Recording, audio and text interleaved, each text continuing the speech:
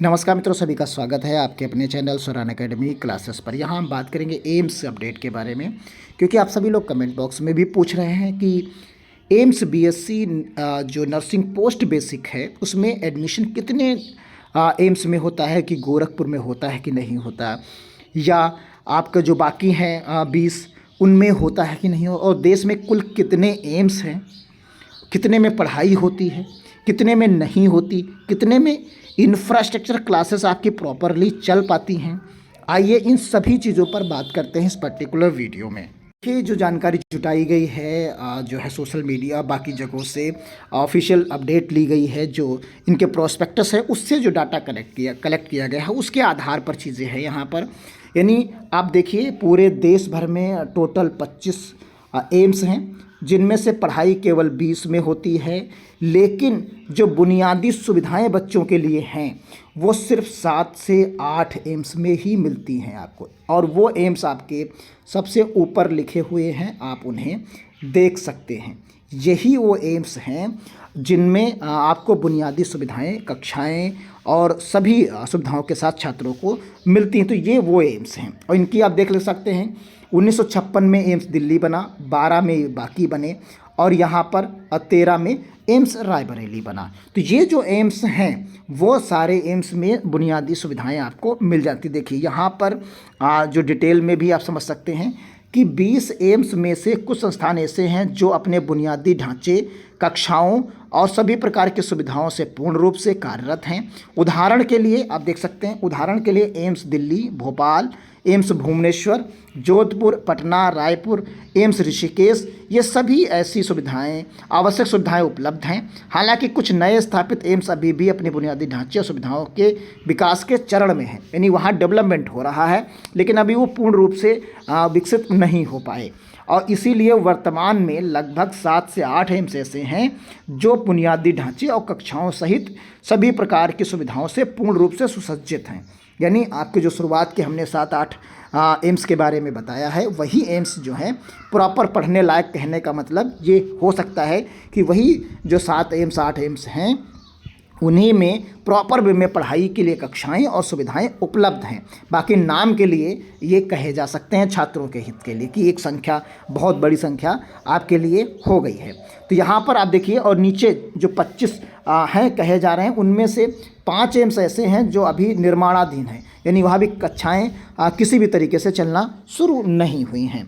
तो कुल मिलाकर ये आप सभी लोगों ने एम्स देखे कि ये टोटल एम्स हैं। अब आप सोचिए कि हेडलाइन के लिए 25 एम्स, देश के अंदर पढ़ाई 20 एम्स, और पढ़ाई के बाद जो है 7 से 8 एम्स ही ऐसे जिनमें छात्रों के लिए बुनियादी सुविधाएं उपलब्ध हैं। उनमें से सबसे बेहतर एम्स जो सबसे ऊपर लिखा हुआ है, इससे बेहतर कोई एम्स पूरे देश भर में नहीं है, यानी वो एम्स नई दिल्ली है। हालांकि भोपाल और भुवनेश्वर ये दो जो हैं, और पटना कह सकते हैं कि ये कुछ हद तक उसके समकक्ष पहुंचने की कोशिश में लगे हुए हैं। तो ये आपका जो इसका इंफ्रास्ट्रक्चर और जो इसकी डिटेल, बेसिक जो डिटेल्स थी एम्स की, वो हमने आपको यहाँ पर बताई। अब आइए जो आपका सवाल है कि पिछले सत्र अगर हम बात करें, सत्र 2024 और 25 के लिए, तो इस परीक्षा में टोटल 17 एम्स ने पार्टिसिपेट किया था। 17 एम्स ने पार्टिसिपेट किया, जो कि बीएससी नर्सिंग के लिए था, केवल बीएससी नर्सिंग के लिए था। लेकिन अगर वहीं पोस्ट बेसिक बीएससी नर्सिंग के लिए हम बात करते हैं तो यहाँ पर आप देख सकते हैं इसकी जो ओरिजिनल रिपोर्ट है। आप देखिए पोस्ट बेसिक बीएससी नर्सिंग के लिए जो केवल और केवल एम्स न्यू दिल्ली में ही उपलब्ध है, और वो भी फर्स्ट कैंडिडेट के लिए केवल कितनी सीट्स हैं, केवल 30 सीट्स हैं। अब आप समझिए, यानी पूरे देश में इतनी जनसंख्या चाहती है कि हम एम्स में पढ़ें, लेकिन उनके लिए सिर्फ और सिर्फ 30 सीटें हैं। अब आप समझ सकते हैं, तो 30 सीटें ही जो है पोस्ट बेसिक बीएससी नर्सिंग के लिए हैं, जो जेएनएम कैंडिडेट जिसमें पार्टिसिपेट करते हैं। तो टोटल सीट्स कितनी हैं, और टोटल जो है डिपार्टमेंटल, वहाँ से लोग जो है जो डिपार्टमेंटल में हैं, यानी seat reserved for AIIMS departmental candidate हैं, उनके लिए 20 सीट्स हैं। तो उनके लिए रिजर्व 20 सीटें हैं, आउटर के लिए 30 हैं, यानी टोटल सीट्स आप कह सकते हैं 50 सीट्स हैं। लेकिन जो फ्रेश कैंडिडेट है, देश के किसी कोने से कोई अप्लाई करना चाहे, पढ़ना चाहे, तो उसके लिए सिर्फ और सिर्फ 30 सीट्स की व्यवस्था एम्स में की गई है, वो भी एम्स दिल्ली में। बाकी जो 24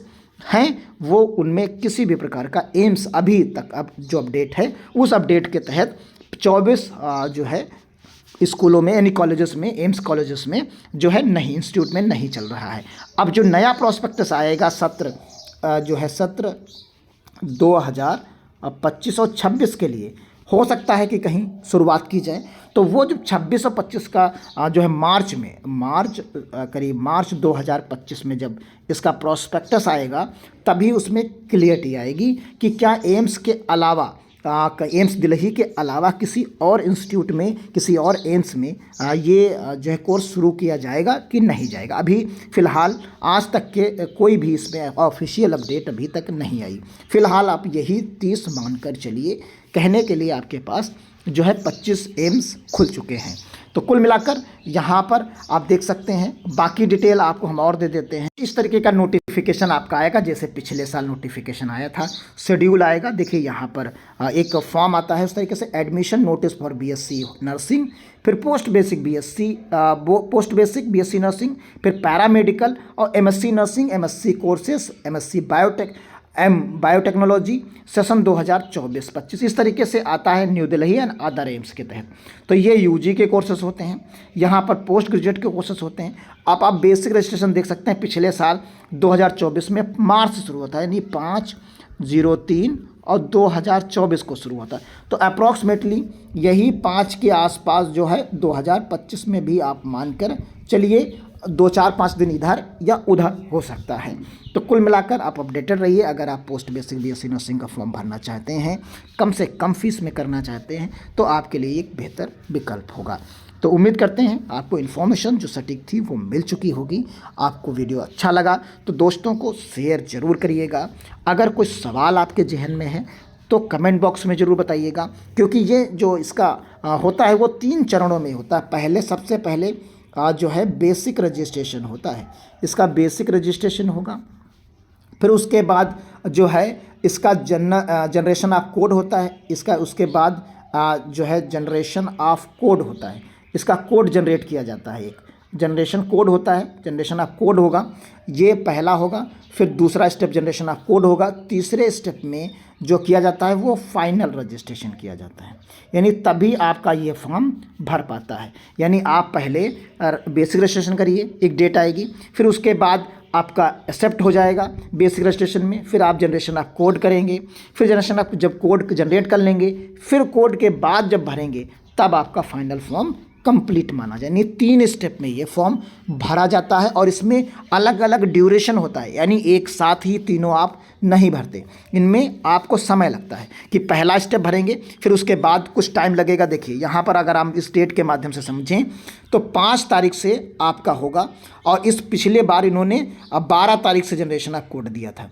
यानी आप समझिए कि 5 तारीख से आप बेसिक रजिस्ट्रेशन कर पा रहे थे, लेकिन जो कोड जनरेट करना था वो 7 दिन बाद आप कर पाए थे।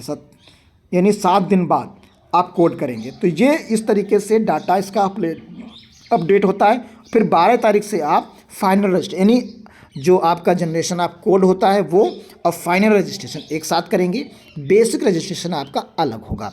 तो कुल मिलाकर इस स्टेप के साथ आप फॉर्म भर पाएंगे। तो मिलते हैं अगली अपडेट के साथ, तब तक के लिए धन्यवाद। जय हिंद, जय भारत।